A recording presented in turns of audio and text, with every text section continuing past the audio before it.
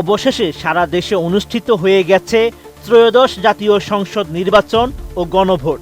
উৎসবমুখর পরিবেশে 12 ফেব্রুয়ারি দেশে 299টি আসনে একটানা চলেছে ভোট গ্রহণ। এরই মধ্যে ভোট গণনা শেষে বেসরকারিভাবে অধিকাংশ আসনের ফলাফলও ঘোষণা হয়ে গেছে। জনাব মোহাম্মদ শফিকুল আলম হেলাল, বাংলাদেশ জামাত ইসলামী, দাড়িপাল্লা প্রতীকে 45,091 ভোট। বেসরকারি ফলাফল অনুযায়ী 299 আসনের মধ্যে 210 আসন পেয়েছেন বিএনপি ও তাদের জোট প্রার্থীরা।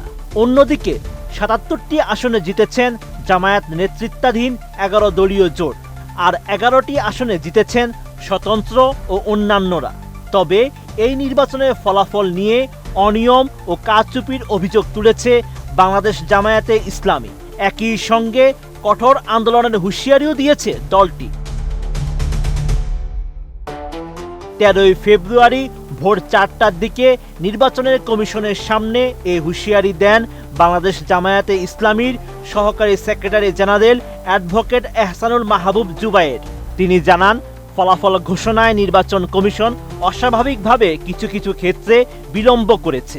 দলটির শীর্ষ নেতাদের আসনগুলোর এজেন্টদের কাছ থেকে পাওয়া সিট অনুযায়ী রাত 8টা থেকে 9টার মধ্যে ফলাফল ঘোষণার কথা, কিন্তু সেটা এখনো হয়নি।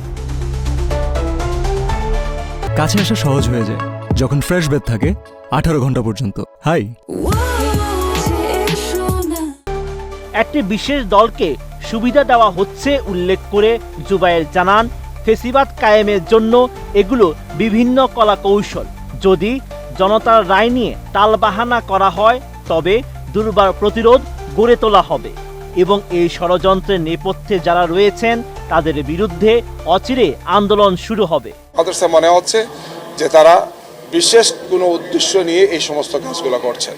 আমরা এখন এসির যারা আছেন তাদের সাথে কথা বলবো, তাদের বক্তব্য শুনবো এবং আমাদের পক্ষ থেকে পরবর্তী কঠোর কর্মসূচি কী দিতে হয় আমরা সেটা তাদেরকে জানাবো।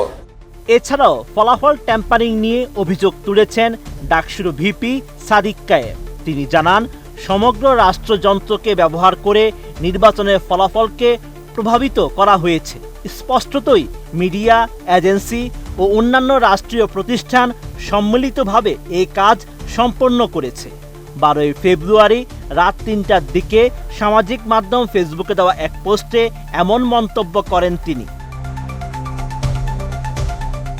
ফেসবুকে সাদিক কায়েম লেখেন, ভোট গ্রহণ সমাপ্তির পর সন্ধ্যা থেকে সারা দেশের বিভিন্ন আসনে নিয়োজিত কর্মকর্তা ও আইন শৃঙ্খলা রক্ষাকারী বাহিনীদের আচরণ হঠাৎ বদলে যায়।